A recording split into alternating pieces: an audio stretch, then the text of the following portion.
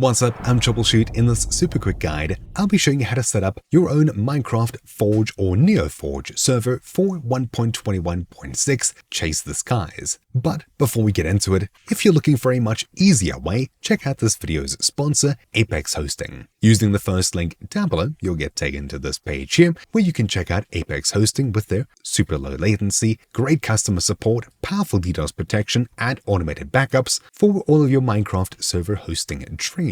Check out the latest coupon code in the top right. Currently, it's Chase the Skies for 35% off your first invoice. Click Get Started, select Minecraft, Java, Bedrock, or any other game for that matter. Choose Order Now, and in no time you'll have your own powerful Minecraft server set up, ready to switch to Forge, install mods, and play with your friends. A huge thank you to Apex Hosting for sponsoring this guide. Without further ado, let's get to setting up our own Forge or NeoForge server. If you choose to use Forge, click the next link down below, select Minecraft 1.21 from the sidebar, followed by 1.21.6, choose Installer, and wait for it to download. If you're choosing to use NeoForge, head across to the next link down below and choose the latest version here. You can also choose other versions to select a specific version from this list over here using these drop-downs. I'll download this, and once either of them are done, you'll need to open them. They're both jar files, so if you're having any issues opening either of them, head across to the next link down below to download Java, scroll down, choose Windows, x64 installer,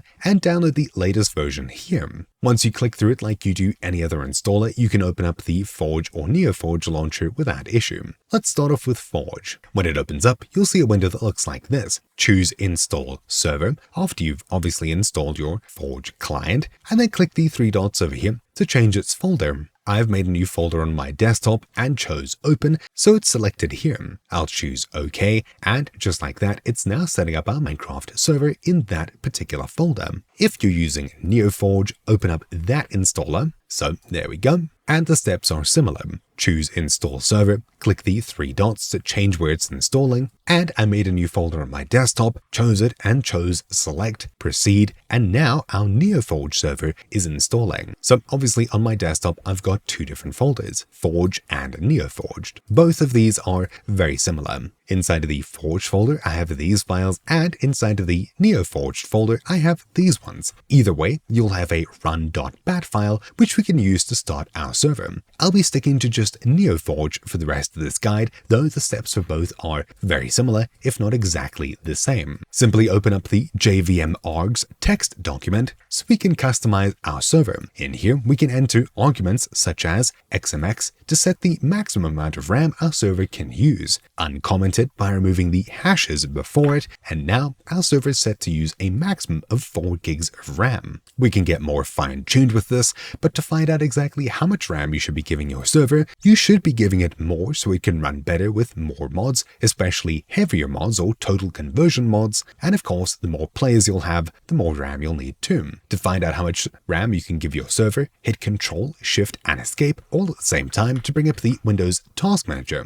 Head across to the Performance tab, followed by Memory, and in here we can see the total amount of RAM our system has, how much is currently in use, and how much is available. Let's say, for example, you have 16 gigs installed. You're currently using, let's say, 6 for Windows, your browser, and things like that. That leaves you with 10 gigabytes available. If you're playing Minecraft on the same PC, let's say we've capped that to 4 gigabytes maximum. That leaves us with 6. While I'd say we can give our server all 6, I'd recommend leaving at least 1 for Discord, your browser, and things like that to keep running happily in the background. So we can give it 5 in my case. I'll change XMX 4G to be XMX 5G for a maximum of 5 gigabytes of RAM. Save this file and close it. Now we can use run.bat to start up our server. Although the first time you start your server, you'll see that there's an error. Just hit any key to continue and open the eula.txt file that's created here. We'll need to agree to Minecraft's EULA. Change EULA equals false to be EULA equals true, save, and close this file. Now you can also see that we've got a mods folder where we can drop mods for our server, and we can just run it to start it as is if you wish. Just like that, you've now got your own Forge server running. To join it, I'll fire up Forge or NeoForged. We can head across to multiplayer, add a server, and we can use the address localhost or 127.0.0.1 to connect to our own local server running on the same computer we're hosting the server. I'll choose Done, Join, and just like that, we're now playing on our own Minecraft server. You can see that I've currently got the minimap mod installed, but I am currently connected to my server, as you can see here. To give ourselves admin or operator, we can use the command op space our username in the console here, or if you've still got the GUI available, which is this window here, you can type it in here in the bottom right. Either way, we've now given ourselves operator, and we can use the command /game mode creative, for example, to fly around, spawning items, etc. Fantastic. We already know how to get Minecraft client-side mods installed, but what about server-side Forge mods? Well, it's pretty simple. I'd recommend using Modrinth for finding mods. Head across to the next link down below, choose Discover Mods, and from here, we'll scroll down, and on the Filters section on the left, 1.21.6 is what I'll choose, followed by scrolling down, choosing NeoForge or Forge, and scrolling down further yet, in the Environment section, I'll select Servers so we find server-side only mods. A lot of mods work for the client-side only, a lot of mods server-side only,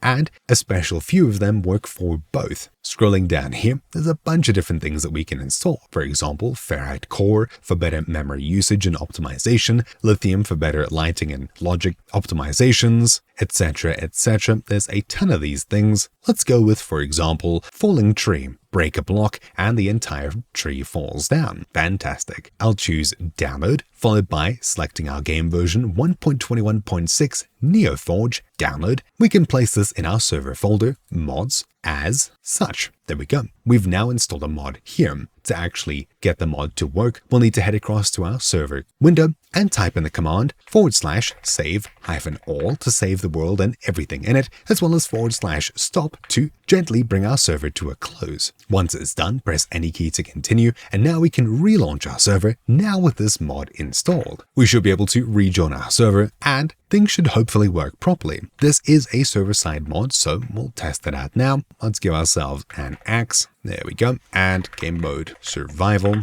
We'll chop down the first block here, and there you go. The entire tree falls to bits. Fantastic. Obviously, you might want to install this mod on your client side too. For example, scrolling down on this mod page here, they say to install it on the client side, and if you are going to, install the cloth config API as well, which is probably the most popular mod on Modrinth as well, which is over here. Again, you'll just download this and drop this into your mods folder if you're going to be installing this on the client side. Just keep in mind that certain mods require other mods to work properly, but as you've seen, we've now got our modded server working properly with just a few clicks. Fantastic. But this isn't much of a modded server without friends. How do we let other people join our server? Well, it's pretty simple, though there's two hurdles we need to overcome. First of all, allowing the Minecraft server through our Windows firewall, and second of all, port forwarding. It sounds a lot scarier than it is, so let's get into it. In the description down below, you'll find a link to my website where you'll find a text version of this guide. Scrolling all the way down here, you'll eventually get to this colorful section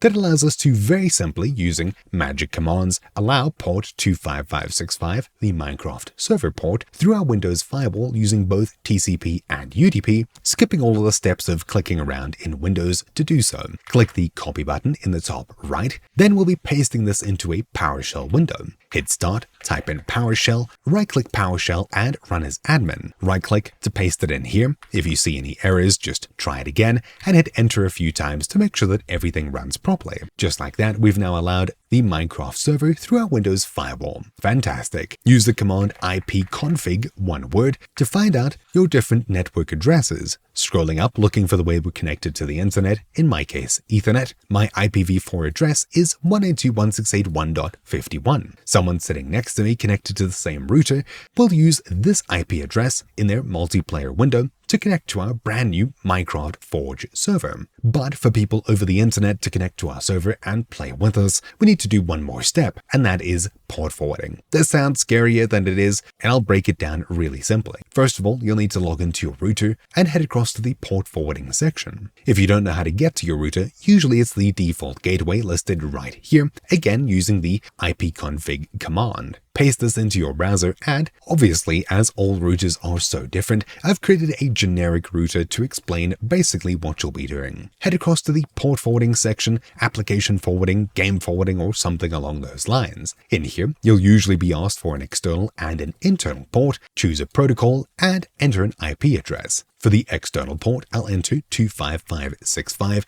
and as I'm required to enter this twice, I'll just paste it in here. Again, the internal port, the same thing happens here. Then, protocol, I'll choose TCP and UDP, although if you can only choose TCP or UDP, enter it once for both. Then for the local IP, we need to once again refer back to the ipconfig command. For this, it shows that the way that I'm connected to the internet, my IPv4 address is 192.168.1.51. As most of it is entered here already, I'll just enter 51, add new or save, and just like that, our Minecraft server is now port forwarded. Fantastic. People over the internet should be able to connect to our server. Just Google, what is my IP address, and send that number to your friends. So there you have it. You've now got your own Minecraft Forge or NeoForge server running, port forwarded so you and your friends can play, and everything should be working just fine. Hopefully you found this video useful. A special thank you to Apex Hosting for sponsoring this guide, and again, if you wish to skip the hassle, you'll find a link for them down below.